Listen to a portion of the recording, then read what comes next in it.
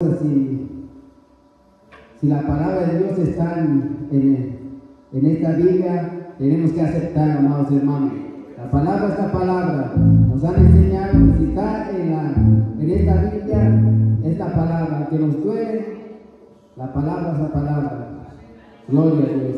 Así que, hermanos, hay un anuncio, hay una invitación a nuestro Dios guardado en el hueco de su mano, que el día de mañana nos trae una vez más para venir a glorificar, a exaltar su nombre, a escuchar esa palabra que en estos tiempos necesitamos, amados hermanos. Así que incline su rostro y oremos.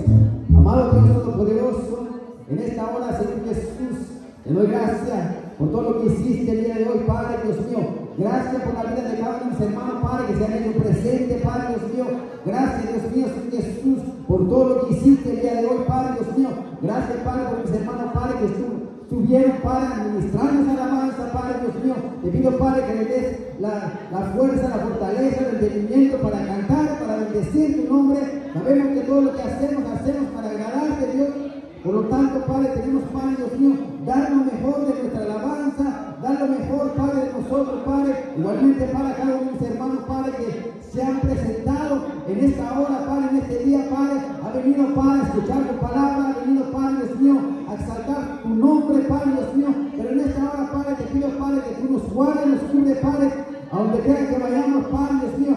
Guárdanos, Padre, en el hueco de tu mano, Padre. Sabemos, Padre, que afuera hay tantas cosas, Padre, que se mueven, Padre, sobre el aire, Padre. Pero hoy te pido, Padre, pongo a tu pueblo en tus manos, Padre Dios mío. Guárdalo, Padre, en el hueco de tu mano, Padre Dios mío.